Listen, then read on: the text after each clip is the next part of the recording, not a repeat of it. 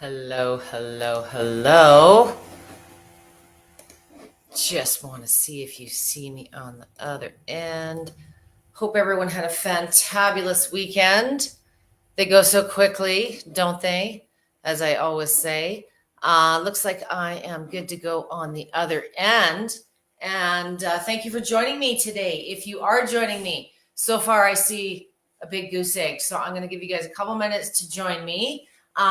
It's a very big deal this month. It's Stroke Awareness Month. Something most people can relate to. If you're joining me today and you are dealing with a stroke, recovering from one, perhaps multiple ones, or if you are living with or supporting a friend or family member that has had a stroke, today is about creating some awareness. So let's do that by plugging the comments. Tell me where you are from. If you are dealing with a stroke, I can tell you a stroke will affect everyone differently. I'm seeing my big lights are glaring my glasses, so I'll do my best on this bright and sunny but windy day. Today we're going to do a few things. I wish I did not have the amount of experience that I do have in dealing with stroke recovery. Long before it became a personal issue in my family, a lot of my clients back in my studio days were seeking out even 15 years ago. There's lots of research on how vibration plates are effective to help stroke recovery, stroke prevention for a number of different reasons. There's so many different benefits when it comes to vibration plates. Sometimes it's hard to ascertain what might be applicable for you. I always try to simplify it with vibration plates. It's kind of the activity and the moving piece. And typically, we all know that we're supposed to be doing physio and exercise and all these wonderful things post-stroke. But I want to get a little bit more deep and personal today. As I said, every stroke is different. So some of the stuff I'm going to be doing today in my short little routine is something that you can do. But for some of you, it's not possible and you've got some work to do before you can even regain some basic physical function. The downside of every stroke is that it is different, and therefore recovery is going to be different depending on how the stroke has affected you. According to the CDC, got to have a few stats out there. 795,000 people every year suffer a first-time stroke. So a first-time stroke or a new stroke means, yes, obviously you've never had a stroke before. Interestingly, 1 in 4 will have another stroke. So out of that 795,000, 610,000 of those would be what is referred to as a new stroke or a first-time stroke. Approximately 185,000 strokes per year are a second, third, whatever that succession may look like. So recovery is important. Prevention is important. If you've had a stroke, it can affect you physically, mentally. Your ability to communicate and live independently can be effective. So physical and mental exercise, both of them, can help recover and can help keep you not only healthy, but can also reduce the chance of having another stroke. So again, 1 in 4 will have another stroke. Most people I know have had more than one stroke that I'm dealing with. And it's not necessarily the age thing that it used to be. It doesn't mean that you're inactive and just living a poor life. There's a lot of different factors in our environment, in our food, and just in our convenient lifestyles that have put us all more at risk, not just for stroke. So Heart and Stroke Foundation is where I've gotten some of my information from today. So, if you're dealing with a heart attack or anything heart related, a stroke is in the realm of what we're doing for activities today.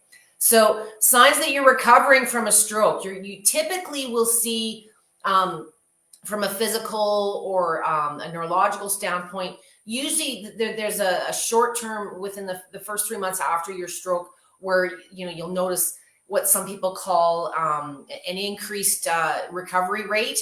But don't be disheartened if after the 3, 4, 5 month mark things start slowing down or plateauing for a bit. Your body is still healing, and the more that you can do physically and mentally, the more you're going to improve your recovery. So that right after your stroke, your body kind of knows that it had a problem and then there was a trauma to the brain. So it does its thing and you may notice some short-term gains just based on our biology. But stick with it. If you've been exercising, if you've been going to physical therapy, please don't stop or slow down if you find that your improvements are declining or have hit a plateau. It's just you. When you have a stroke, there's a lot to recover from. It took us a long time to get to the situation that we are in, and it's going to take some time and, more importantly, consistency in sticking with your post-recovery activities to not only improve and get back to that independent life and be self-supportive, but as the preventative piece. So today I'm going to go through a couple of very simple things while I'm talking, because it's so more interesting than watching my hand gestures. And if you are, as I said, dealing with a stroke, or you're supporting someone who is recovering from a stroke, I want to hear from you. I want to hear what your challenges are. If you have a vibration plate and you had a stroke and you're afraid to use it now, it's probably one of the better tools in your arsenal without even realizing some of the advantages. So I got a few things going on here today, because a lot of my post recovery work with stroke clients, there's physical impairments, there's balance that has declined. And sometimes, I'm going to go there earlier than I meant to. A lot of it's a mental journey. You beat yourself up. This is not your fault necessarily or entirely. We can all eat better. We can all take better care of yourself. But the sooner you stop blaming yourself, with a stroke, there's something called post-stroke depression and anxiety. And I don't know anyone that's had a stroke that hasn't gone through this. You feel like a burden to your family because you have to ask them favors or they have to help you out physically. We are happy to do that. You know what? When I was in diapers and I was a kid, someone helped me. So, part of dealing with a stroke is not being afraid to reach out to the support group that is there to help you. I am here virtually. If you've got a vibration plate and you've been afraid to use it, one of the biggest reasons I encourage you return to it is it will make you feel better. Vibration makes you feel happy. It's just a side effect. I've met some of the biggest neurosurgeons and doctors in the world, and sometimes the only way they can describe it is it just makes me feel better. It just makes me feel happy. So don't overthink it. Don't beat yourself up about what you should be doing or what you're supposed to be doing or where you should be at. Not everyone has a plan that covers physical therapy. Not everyone has the physical ability to get to those physical therapy appointments, especially if you don't have a support structure physically to drive you. So if you have a vibration plate or you have been on the fence and you're dealing with a stroke recovery situation, notice that I'm sitting on a stool. You do not have to stand on it. One of the biggest things post-stroke is poor mobility and stability. And Debbie wants me to stand on something that's shaking. It doesn't always make a lot of sense. So a couple of the tools I've got here today is to offer not only stability, but a little bit of confidence until you feel more stable and you can progress a little bit more on your own. So I am working with, of course, an oscillating plate. I'm working on the mini today. If you are dealing with a stroke, anything heart related, or you're just not in shape and you're not able to perform those daily tasks without it being laborsome. There's never the perfect machine for every situation. And sometimes spending more money means that you're getting more benefit or more value. But if you're dealing with a stroke and you're doing a lot of your own exercises or recovery at home, sometimes looking at some of the smaller models, or if you have a big model and you're finding it's a little too encumbersome to be moving around, a lot of times with my stroke recovery, I like starting first thing in the morning. So you're sitting on the edge of your bed, the feet are on the plate because you're kind of at that perfect height. But if you've got a big machine or it's heavy and you're unable to move it around, a lot of times the mini or the waver may be all that you require. All of my coaching is an oscillating movement. So you're going to get your machine going. Just sort of see how it feels. If you haven't used it in a long time, it doesn't take very long for your body to reassimilate. If you've used a vibration machine for a period of time before your stroke, you're going to be a lot less afraid to return to using it because you kind of already know what it feels like. You're not going through all the newbie stuff. If you have never used a vibration plate and you're dealing with a first-time stroke, or a second or a third, but you're a first-time vibration plate user, I want you starting seated. Not because I don't think that you're strong enough or you're not able to stand on it. Many of you are in very, very good shape and have suffered very few symptoms post-stroke. But the reason I want you seated is, again, I want you to just sort of introduce yourself to this thing. How does it feel when I move? And the first lesson I want you to learn, very important, I hammer this one to death, is amplitude. How close or how far apart your feet are on the plate drives the intensity or the strength of the movement. And if you have deteriorated in strength and mobility, I don't want you standing with your feet really, really wide. I don't want you destabilizing yourself the most. And oscillating is very, very good at improving your balance very quickly. If you're dealing with other symptoms, let's face it, many of you that have had a stroke are dealing with other things. You know, maybe you have lymphedema or lymphedema, or you've had a heart attack, or you've got diabetes. There's a million different reasons people have symptoms, and it doesn't necessarily mean that with each condition there's a definitive list and they don't cross over. So a lot of my clients are dealing with neuropathy, atrophy, just lack of muscle tone. So starting seated is a safer way to just get things moving, get some lymph and some circulation going. Even seated, you will have a notable difference in your balance improving just because you got more life in the legs. For those of you that are using a machine, this is kind of the extent of where you've been, but you want to be doing other things, but you just weren't really sure where to go. The next progression, and I want you when you're using your machine at a mid-speed range. The really slow speeds are very choppy, very wobbly. They're meant to destabilize you. And I know you want to improve your balance, but I don't want to challenge it yet. You're standing on something that moves back and forth. Balance is always improving because your body is forced to stabilize itself while it's on this thing. What I will think is when you're dealing with a stroke or you've had a traumatic injury to the brain, we just don't trust ourselves. We're beating ourselves up. We feel bad about ourselves. Our confidence is out the window. So I want you to just start feeling better about yourself and physically, especially in the lower extremities.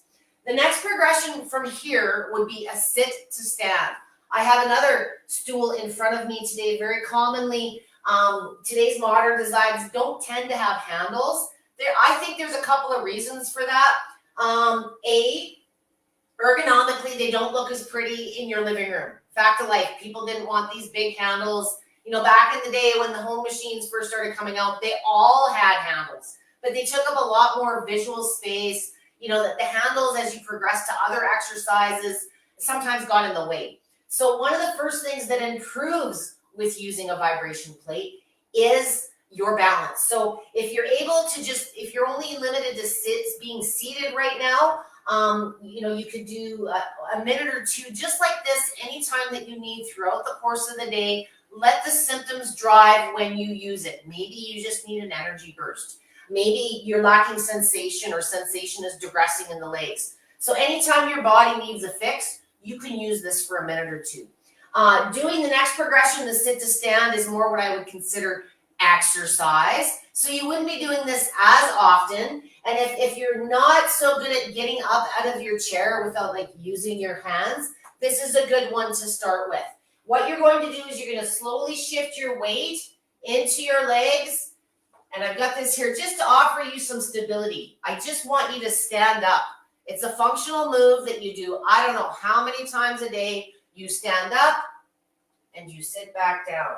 If your range of motion or your mobility is not great, you may want to just remain standing. The sitting back down is much more challenging, takes a little bit more balance. And you might only make it 1 or 2 reps. This isn't something you do for 10 to 15 minutes. But 1 to 2 reps, many of you might be doing this, off the edge of a table, a massage table at your physical therapy office. Get yourself a stool. Mine's right at a 90-degree angle, but I've got good range and stability. You want something at least at a 90-degree angle or a little bit higher. You don't want to be going downhill like you're in that lazy boy that you can't get up out of.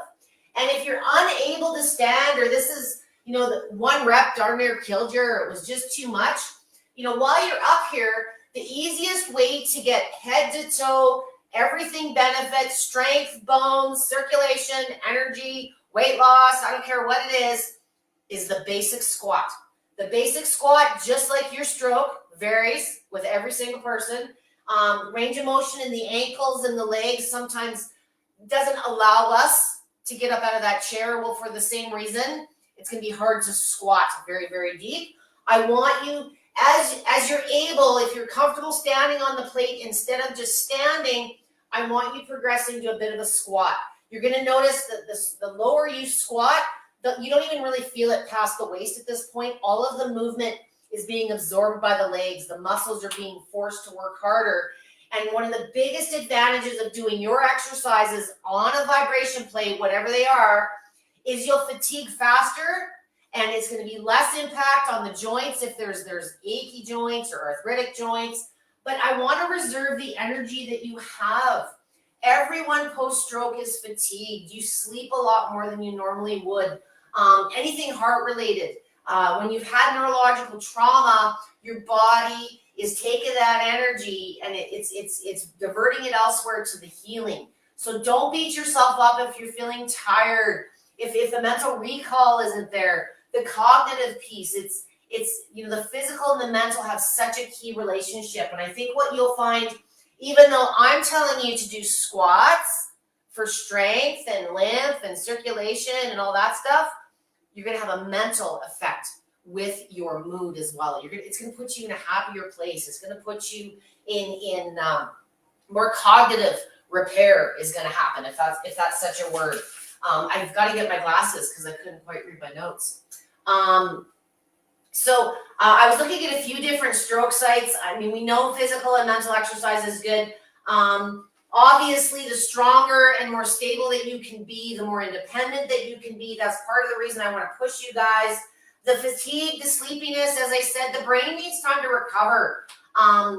Recovery facilitates what's called neuroplasticity. And as the brain is recovering from a stroke, you may become physically or mentally fatigued. So whether you're doing these types of things now or you were doing a big workout before, it might be a good idea to have a stool or something available, because I do want you to push yourself. But if you find yourself excessively fatigued or weak, safety is important, especially if you're doing this kind of stuff on your own at home. Compensation techniques can be challenged. I didn't realize that's what it's called, but instead of you compensating and using a walker or using your right hand because maybe the stroke affected the left side, the more that you can just be active and start moving, the more that you'll start resuming your tasks in the way that you were able to do them before the stroke. And that all just contributes to further to independence. Other things you might notice as you're recovering that shouldn't spook you are things like muscle twitches. Sometimes muscle twitches are a sign you should go see the doctor. So I want you to pay very close attention. But often with the neuroplasticity and the stage that recovery piece pulls you through, sometimes there's tweakness as those messages and the neurotransmitters start communicating. Same reason that you start improving sensation with neuropathy. So, muscle twitches, I want you to pay attention to them. Have those discussions with your doctor for a little bit more detail, but it isn't uncommon as part of the recovery process. I just wanted you to be aware it can be a good or a bad thing. Make a mental note. If it's something that's occurring throughout the course of your exercise, it could be exercise driven. Grief. This is going to be a big one. And I'm going to get rid of the stool because I want to quit sitting down. You're going through grief when you have a stroke. I talked earlier about post-stroke depression. Everyone knows what postpartum depression is. As mothers, there's a whole market out there that sells us stuff. But when you've had a stroke, you go through depression as well. When you go through any kind of illness or trauma to the body, you go through stages of grief. It's a loss. You've lost perhaps it's your function. You've lost your ability to communicate. You've lost your ability to play basketball or knit scarves or whatever has changed. You have lost something. And whether we realize it or not, we are going through stages of grief, just like if we've lost someone that we've loved. So we don't beat ourselves up when we're sad about losing someone we love, but we do beat ourselves up about having a stroke. Do you see what I mean? So that's just something I want you guys to keep in the back of your mind. A stroke is a life-changing and can be, like I say, loss of independence, hobbies, even relationships. You know, maybe there's not, the people in your support team weren't who you thought they were, okay? I want to show you another little variation while I'm reading you some more points. This is the Life Pro Aero Flex step, and sometimes when you've had a stroke, physically one side is more affected than the other. And it's very, very important because, you want to keep moving so we can get through the grief and be happy. That's kind of the big hint I'm trying to give you here. But perhaps, in this instance, because that's the camera side I'm facing, the right side's been more compromised and the left side's doing a bit more of the work in the compensation piece. Put your left foot on the machine somewhat closer to the center. If you do not have an Aeroflex step, a stool, or something good and solid the same height as your machine. And what's cool about this is you can get functional and you can stand, but the weak side is on dry land, if you will. It's stable. And you can give that side that's been doing all the work, the strong side, the attention that it needs. And in the same fashion, the side that needs the attention, you can work that side and just give yourself a little bit of control. So you can decide by shifting your weight onto or off the machine how much action is going into that one side. It just makes you feel a little bit more stable. Just an option for those of you that are standing, but maybe you're not quite ready to progress to squats or other things yet. You can work one side, the stronger side, a little bit more effectively, whereas the weak side might not quite be in a position to support yet. So back to grief. I'm already feeling uplifted. I got a little distracted there, but with the muscle twitching, grief, you're sleeping more, you're cranky more.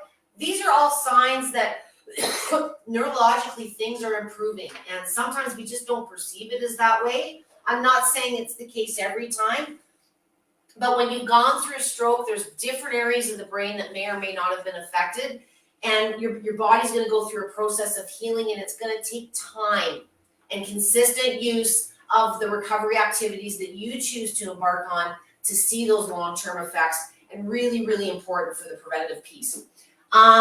It's negative emotions can often become a bad thing. They can be consuming. When it comes to stroke recovery, again, I want to just stress it might actually be a sign of progress. It does not feel like it in the heat of the moment. But again, think back to when you've lost someone that you've cared about deeply and the steps that you went through. It still hurts to this day. It's still upsetting.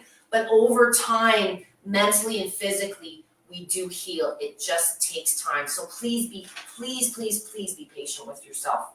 Other things that we can do on the mental side, I'm going to turn the machine off here and come a little bit closer to the camera. Again, I do want to invite you, if you are dealing with a stroke or someone in your life has and you're supporting them, I want to hear from you what wins you've had. Perhaps you're looking for some tools or some suggestions on your plate. Fear is a big thing I find with a lot of folks when you're recovering from a stroke, uncertainty. But if you've got these tools at home or it's something that you've been considering, a vibration plate is just a really simple way to fit the activity piece, reduce the amount of time you spend exercising. Again, I've talked about this in a number of my medical sessions. The less time you spend doing exercise and pushing yourself, the more reserves that you will have for other activities throughout the day, and just the mood lift it's going to give you. Like I say, when you've had a stroke, we tend to beat ourselves up. It's not your fault. You are where you are now. Embrace it and put that pissed off energy into keeping doing what you're doing, but be patient and kind with yourself and know that it will take time. And don't be frustrated when you have setbacks. We all do. Mental, board games, card games, things like that, brain teasers, crossword puzzles, word searches, those type of things to keep the cognitive going as well. And then I mentioned this earlier, the mood. it is a form of grief when you've had a stroke or a heart attack or, any trauma to the system that has landed you in the hospital and you've got this road to recovery. It can be overwhelming. So, take it one day at a time, look at the smaller piece and just one foot in front of the other each day. Something else, I'm not going to demo today, but I did want to bring up as well, just other things that you can use to manage. Part of the reason vibration plates are so great is they can offer both feel good and fitness benefits. I'm not here to make anybody do anything, but if you're not an exercise guru, be realistic with yourself. Don't beat yourself up because you didn't do a workout today. You can get a lot of benefit from your machine. You can build up endurance.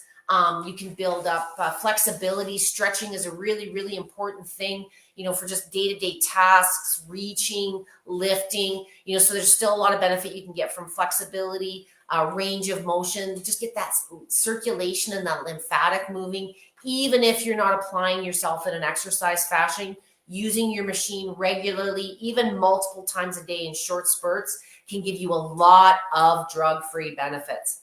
The other piece of technology I want to talk about, of course, that Life Pro is so amazing at providing choice with is light therapy. Light therapy has been around forever. We know the good benefits of the sun. Of course, there are different types of light therapy between red light, infrared. It really depends on your stroke, what you're trying to recover from, and what your personal preferences and sensitivities are. There's kind of a debate with any of the alternatives, of course, in the medical world because, they're non-invasive and they're more natural. But stroke aside, light therapy we know now can manage a bazillion different conditions, improving circulation, managing pain and swelling, the neuropathy, a lot of the things that vibration plates can offer. But for those of you that, want to ramp things up, you've got red light therapy now, perhaps physically you're just not in a position to start with a vibration plate. Light therapy is absolutely an arena you need to explore. There was an interesting study, I've come across it a couple of times in 2017, that demonstrated that red light therapy stimulated brain circuits and can improve recovery from a stroke. So, much like the muscle twitches, like I say, red light, they apply it, depending on where the stroke was. This is in a clinical environment, but, there's a lot of different tools that you may already have at home for red light. Certainly discuss any of these with your stroke team, your care provider. 9 times out of 10, in my experience, there's really no issue. They're just glad that you're willing to do something. But if they're, perhaps you're on medications that make you more photosensitive, or perhaps there's reasons you need to look at certain types of activity or avoid certain exercise positions. So make sure that you absolutely have a discussion with your doctor. If you are not using any of these now and you're looking at using them for stroke recovery, like I say, they are great not only as recovery tools, but the more that you do in that post-recovery piece, not only are you going to be able to regain function and independence, but an ounce of prevention goes a long way. So for those of you that are perhaps watching this on the recorded basis and went, I didn't know there was a session on stroke recovery today. Always when you see the sessions posted, because there's a few a week between myself, Amber, and Roseanne, make sure that you go, if something pops up in your feed that's of interest, make sure you go into the event, say, interested or going, just so you at least get the notifications. And then when I'm done, if perhaps you were busy and wanted to watch it a little bit later on, you'll find the recording a little bit quicker that way. So if you are watching this after the fact, you've had a stroke, you're dealing with stroke, you're supporting someone in your household or your life that has had a stroke, there's lots of ways that they can be supported, and you can support yourself. Any of the things that the person you care about is going through, you're going through as well. It's a relationship with someone that you care about, and their life and their ability to live it has been affected. So lots of good tools here. If you've got them already, you should absolutely resume using them. But remember, you're not dealing with the same body. You may need to modify things. And don't beat yourself up. It took you a long time to get into this situation. It's not going to change overnight. So don't beat yourself up. Be realistic. but do something. You'll feel better about yourself. Your mood will feel better if you have purpose. And, sometimes it's a matter of finding the right social group, the right cheerleaders to help you accomplish that. And I'm always here if you guys want to reach out to me. If you do have questions, tag me at Debbie with a Y, and I'll be happy to address those, whether that's in the recorded, or if you want to do a post in either of the VIP or the Life Pro pages, I will be happy to address your questions. So it's Stroke Awareness Month. Be aware. Share this session with anyone you may feel could benefit from it. And thank you very much for joining me on Monday. I will see you same time next week, 5 p.m. Eastern Standard Time, 2 p.m. Pacific Time. Have a fantastic Monday, and don't work too hard. I thank you guys for supporting me and being here with me today. Have a great week.